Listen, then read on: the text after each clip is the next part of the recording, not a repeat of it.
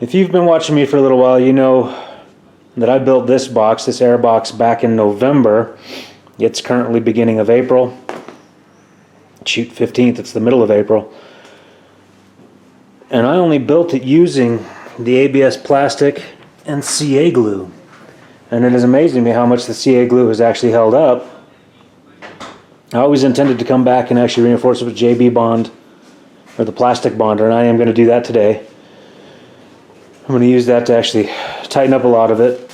But the other big thing I want to get done today is this box here has a piece of acrylic in it that I'm going to make a top out of to try to minimize the amount of mud that's gotten into this thing. I say minimize because I really have to close up this gap. You can see a lot of it has come in through here. That's another project. I got to figure out how to do that. I got some thoughts in mind. So today it's just really the glass top, well, acrylic top, and the reason you want the acrylic top is so I can see the condition of the filter in there. But yeah, let's get to it.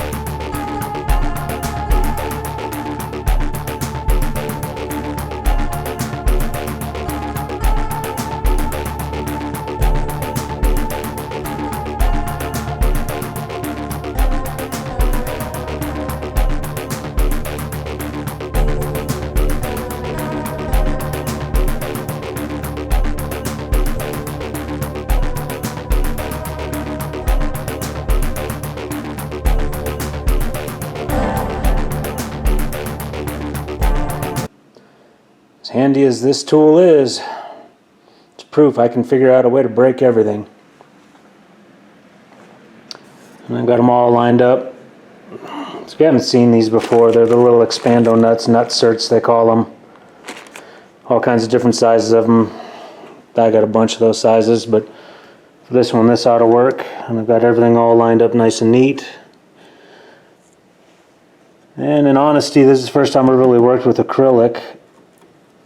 And I have found ways to smash the, when I was drilling through these holes, definitely cracked a couple pieces. You can see that there. Should be alright for what I needed to do. The thing I'm looking for that I swear I had is the gasket material I had. I had a roll of gasket strip that should have been about this big to go all around here to seal the top down. And I can't find it now. Don't know where it is. Guess that's another excuse to go back to Home Depot, huh? And go find some more.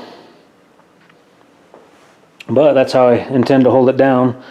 The other thing I probably don't have is a nice set of hex-headed button head screws for these, so that's 2 reasons to go to Home Depot. Either way, you can see what I'm after, see what I've done. At cold temperatures, this epoxy is not curing quickly, but it should be nice and neat. Got a little bit too close to that edge. Blew that out just a hair. But this ought to hold it down. I get some gasket material on that, bolt it down just enough to hold it snug and tight, and that should get should seal a lot of the water out of this box, and that's all I'm after is mud, water splashing, that stuff we were doing last time we were out.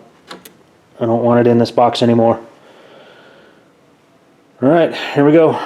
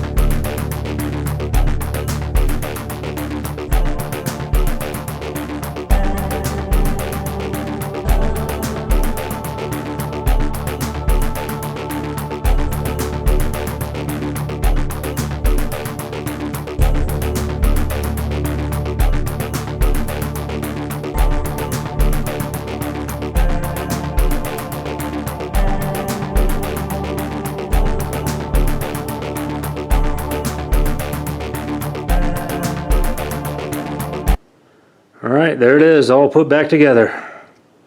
So now I got a nice clear top, so I can see the status of my filter. If I'm somewhere dusty or sandy, I can see if I'm actually clogging it up and need to clean it.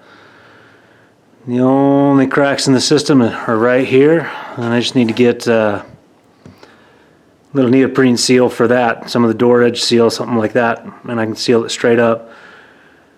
Inside here, the rubber of the filter itself seals up against the plastic box, so that's a decent enough seal, probably not perfect. The worst part of this whole system, I like K&N products, I've used them for over 20 years, but this tube right here loves to come out of here at any sort of shaking or jostling of the truck. So I need to get another one of these pieces, probably made out of silicone, that's probably twice as long and cut, so I've got a 2-inch gap between the mass airflow sensor and the actual tube to give it more room to flex. You do have some sort of little sensor there. I don't know what that one is. This is mass airflow. What would that one be? Inlet temperature sensor? I don't know. Someone smarter can tell me. But I bet the computer wants the data from that sensor, so I can't just eliminate it. So if I cut this thing with a bigger gap and put a bigger piece of silicone on it, maybe that'll solve that problem, because that's the one that's irritating me. But otherwise, you can see down in there I sealed with a whole bunch of silicone. This should all be nice and tight. But yeah, that should Should do the trick. Not the bolts I want on this. I have no washers for them, so something else I'll have to rectify later. Just some simple Frost King neoprene for this. And it's all good to go. That should be nice and tight. Oh, maybe I wanted another bolt there. And this stuff being, what is it? 3/8 inch thick, 1/8 inch thick, whatever it was. It flexes a little bit, but that should hold. If I ever notice anything coming through there, I could go back and do that again pretty simply. But, short video. Now I've finally done something that, since November I've been meaning to do. This is nice and sealed up a lot better than it was and gives me what I want, meaning the ability to look in on there. Hope all this does you some good if you're considering building your own airbox for your vehicle, because again, these processes would work for whatever you've got. You came this far, appreciate you watching, and we'll catch you on the next one.